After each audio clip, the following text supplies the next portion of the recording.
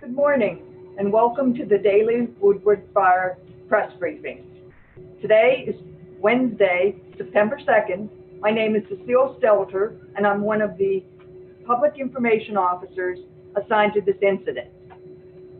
To start things off this morning, Operations Section Chief Brandon Chukowski will brief us on the fire operations. Following that, we will be joined by Dr. Matt Willis, the Public Health Officer for Marin County. Sergeant Brenton Snyder from the Marin County Sheriff's Office will follow, and then Fire Chief Jason Weber with the Marin County Fire Department. Now I'll turn it over to Brandon.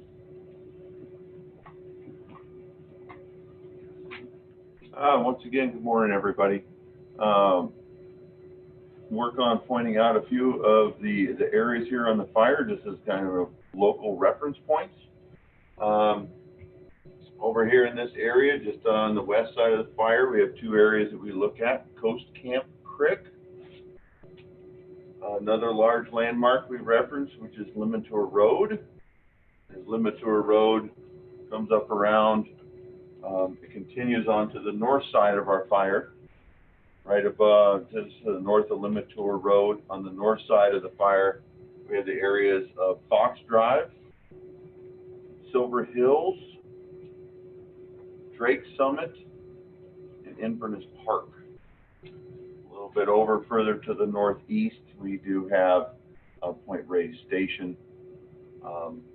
Real quickly, we move back around the Bear Valley Visitor Center, and right across basically the street over on Highway 1, which is the location of Olema.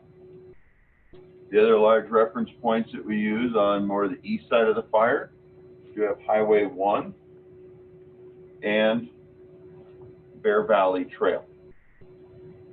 The update of what we have going on the fire yesterday and where we're looking at doing some operations and continuing operations today. We'll start back over here on the west side of the fire, just off of the Pacific Ocean, and what we call our Division Zulu. That there is actually looking really good. We've got a lot of water into there yesterday from the hose leg, and did a lot of mop up on the dozer line and the hand lines that are down in there. There's roughly about 60 firefighters down in there doing a lot of good mop up and doing some good things. Moving up into this, what we call Division Charlie, as we move up that dozer hand line area to where it intersects with Sky Trail, Z Trail. That's actually looking really good up there. There was through that division yesterday, close to the fire line, they only found 4 small smokes in that area. So we're feeling really good about a lot of this area up here. And as a reference, we talked about containment. Yesterday we set on the ground and on our maps our containment up to basically where Division Charlie comes into Sky Trail, Z Trail. So this entire piece is now also part of our containment on our fire. As we move around a little bit more to the north here off of Limatour Road is where we did some additional burning. Yesterday, we were able to get the Marine Lair cooperated with us, and we did a little burning up in this area yesterday along the road, and tied it into where we have a hand line and dozer line that comes off of the top, basically, so from Sky Trail, Z Trail, as it comes back down to Limatour Road. We're hopefully today or tomorrow that we'll see that Marine Lair hopefully pull out a little bit better for us. And also, as we get a change in our winds, we should be getting more to a northwest wind pattern. So this northwest wind pattern should be coming down and hopefully helping kind of maybe with that Marine Lair getting pushed off of the area where we have a little bit of firing operations left to do. The last couple of days where we have been getting growth in our fire is due to the fire acreage, is due to our burning operations. Getting the fire down to our containment lines where it is safer for us to have our firefighters engage and get the fire onto our terms rather than us trying to go to on its terms. As we move continually around, we do come behind the visitor center, and the dozer line is looking very good. And right now, as we come all the way down the trail here, Bear Valley Trail, everything is looking very good. Another operation we were successful in burning yesterday was this piece down here on Baldy Trail. The conditions got good as far as burning, and we were able to get basically the fire bound to the trail and the drainage yesterday. And so we'll also be getting some additional containment is scheduled. If everything goes right this afternoon, we'll be feeling good with some more of this line basically on the east side of the fires. Overall, I think things are looking good, and we do have discussions here with the sheriff's office and the county of getting, once we kind of get a little bit more fire in this area, and our lines a little bit more secure, we do have some management action points, we call them.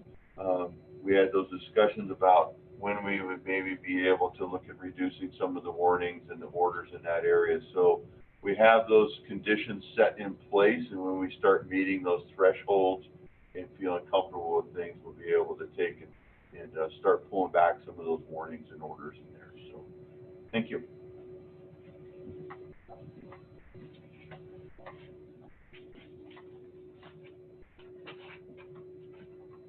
Hi everyone, I'm Matt Willis, Public Health Officer for Marin County. Thank you for that update. It's great to hear that we're making progress. And I want to start by thanking our firefighters for the excellent work they've been doing. And thank you our excellent Marin County firefighters as well as those that have come in from the outside. I'm happy that our public health team has been able to offer testing and some of the additional COVID-19 related protections for those firefighters that have come from outside to make sure that they're protected as they try and protect us. So I'd like to just offer an update on air quality, especially with regards to how this might intersect with the COVID-19 pandemic. We are experiencing a collision of two emergencies here in Marin County and across the region. And there's been a lot of questions about how we might manage COVID-19 along with wildfire smoke. The AQI today in Marin County is better than it has been. We're looking at numbers between 50 and 150. That's in that moderate up to the USG or unhealthy for sensitive groups level. That's better than we have seen, but that's no promise that that's going to persist. We know the fire is still burning, as we just heard, and based on wind conditions and air pressure, we might expect over the coming days to have some of those higher levels that we have had in the past. This is the longest interval of poor air quality that we've experienced in Marin County due to wildfire smoke in recent history. We're now, one of the challenges is that public health in COVID-19 has been recommending that we move things outdoors to prevent indoor transmission of COVID-19. And now, of course, because of wildfires, we're now recommending that things move indoors. That's obviously a challenge. Where those two sets of recommendations converge is in the recommendation to remain indoors with members of your household. We know that is the safest place for us to be, indoors when the air quality is poor, sheltering at home, especially with windows and doors shut. So that's the single most important message I have as public health officer, is that as we're experiencing both COVID-19 and elevated AQI levels related to wildfire smoke, the best place we can be is indoors with our household members. There have been questions about masks. So normally, when we experience poor air quality, we recommend that people who cannot avoid prolonged outdoor exposure to wildfire smoke wear N95 masks. Those filter those finer particles. Unfortunately, because of the lack of supply of N95s related to the COVID-19 pandemic, we don't have enough N95 masks to recommend that people use them for wildfire protection. So therefore, our recommendation is, again, rather than it's essentially just move it back indoors and defer those activities outdoors as much as possible. The cloth masks that we're recommending for COVID-19, we should not be falsely reassured that they would protect us against wildfire smoke. The most harmful particles related to wildfire smoke are those ultrafine particles, less than 2.5 microns. And the cloth masks do not actually offer protection against those. So it's essential to wear your cloth mask when you're outdoors or indoors with others who are not part of your household. That remains a mandate and an order from public health, but let's not be falsely reassured that that would actually protect us outdoors when the AQI is high. Another issue has been symptoms. So obviously the symptoms that people commonly experience when wildfire smoke is active, mimic those of COVID-19. People feel short of breath, cough, sore throat. So if you are in a sensitive group, if you are someone that may have emphysema or asthma, and you are experiencing those symptoms, it's important to reach out to your medical provider to have that conversation to guide you whether or not you might actually need to come in for evaluation. Of course, if you're having severe chest pain or severe shortness of breath, call 911. Importantly, also, if you are evacuated related to wildfire smoke or wildfire encroachment into your area, if you are evacuated, make sure that you do bring your face covering with you and practice physical distancing throughout that experience. We have altered our approach to sheltering this year based on COVID-19. We are sheltering people who are evacuated in hotels, motels, short-term rentals to try and avoid congregate settings. Our shelters are now physically distanced. We've actually altered the way we've organized our shelters to make them safer. But again, if you are evacuated, make sure that you're practicing physical distancing and covering your face. Two places to look for air quality. There's airnow.gov. That's one single monitor in Marin County. There are fewer monitors, but they are well calibrated and they are government regulated. And then there's Purple Air, which has emerged as a new tool, which it's crowdsourced. There are many more Purple Air monitors throughout the region. And looking at the combination of both those, airnow.gov and purpleair.com, is the best way to get a general sense of what the AQI is in our region at any given time. And I'll end with a warning that as we approach Labor Day, many of us have plans for outdoor celebrations. Let's hope that they're with your social bubble. But this year, we're anticipating that wildfire smoke may persist into the Labor Day weekend. It will not be perhaps safe to be outdoors because of wildfire. The answer is not to bring it indoors. If it is not with your immediate household, it is not safe to be gathered indoors with people mixed outside of your immediate household. So this is a good year to keep your Labor Day celebrations small, keep them virtual, and stay safe. Thank you. And I'll introduce Sergeant Brenton Schneider.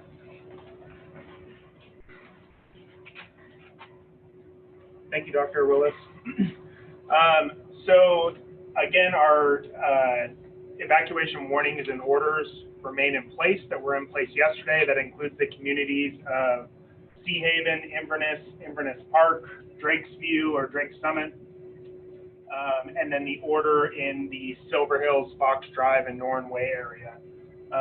Again, warning from Lagunitas Creek south to Sir Francis Drake and east to Olima Hill, everything in between those, and everything west of Highway 1 from Lagunitas Creek down to Five Brooks. There has been quite a few questions about accessing your neighborhood that is evacuated if you live in Silver Hills, Fox Drive, or Norton Way. We have accommodated a few people to get necessities such as medications or other medical devices that they need. We're asking that residents don't ask to access this for anything that's not necessary, such as watering your plants or having to access different devices in your house. If it's medical related, we will try and accommodate that. But again, resources are limited and we're still responding to other emergency calls in the West Marin area. We did see a comment about someone possibly seeing fire at the top of Silver Hills. That is in relation to the controlled burn. It's not actually in Silver Hills. It's right above that off of Lemontor Road. So that active fire that you're seeing is just north of Silver Hills in the controlled burn area. And we do have firefighters that are up there right now. As Brandon said, there has been conversations that are taking place about reducing some of the warnings and also the order in the Silver Hills area. I don't anticipate that happening today. I could see potential for tomorrow or Friday, but I do not see an actual order or warning being lifted today. We are constantly having those conversations. It's a fluid conversation that we have between all of us. And we will continue those conversations. And as Brennan said, we have certain management action points that will allow for that to happen and for some of those warnings and orders to be lifted. As we do approach Labor Day weekend, I ask that anyone that is not a local to the West Marin community, please don't come to West Marin. We still have a multitude of fire resources and big fire trucks, vehicles. There will be most likely some air assets that hopefully are being used. Please avoid the West Marin area so that we can keep getting those resources in and out and we aren't inundated with traffic in the area. Thank you.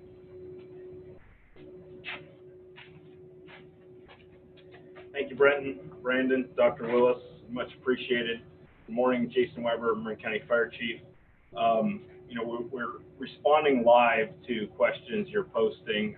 We're looking at the past 24 hours, so we're trying to answer all of those questions as we get there. I'm not going to get into the details of the operations that Brendan discussed, but I can tell you this piece up here around Silver Hills and Fox Lane, Inverness Park. This is our most calculated area, and why we're taking our time to do this right. We've got to build control lines that hold when the wind does pick up and the marine layer moves away. I understand that it is very much unsettling to see fire right against those homes in there.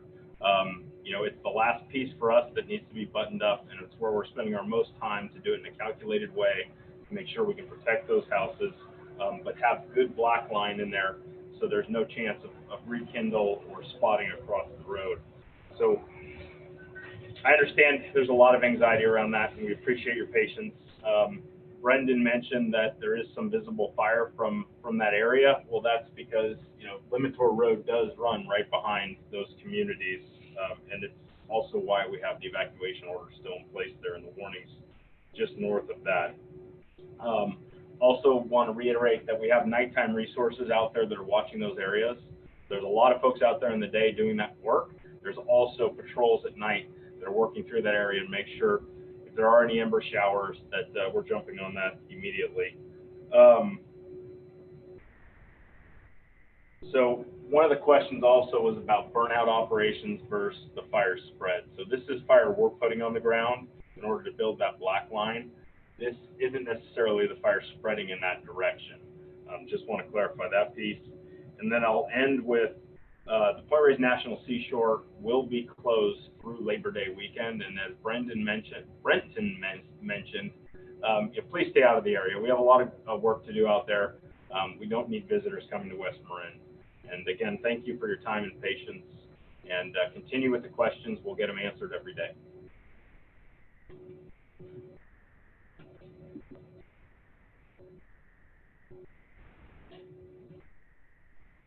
So just as a reminder that this recorded briefing is available for viewing on INCIWeb, on Facebook, YouTube, Twitter, and our documentation is also available on those sites as well as on INCIWeb. For today's fire statistics, the fire now covers 4,538 acres and is 41% contained. There are 508 personnel currently assigned to this incident, including 11 crews, 36 engines, 5 helicopters, 1 bulldozer, 1 masticator, and 5 water tenders. That concludes today's briefing. Looking forward to seeing you here tomorrow. Be safe. Thank you.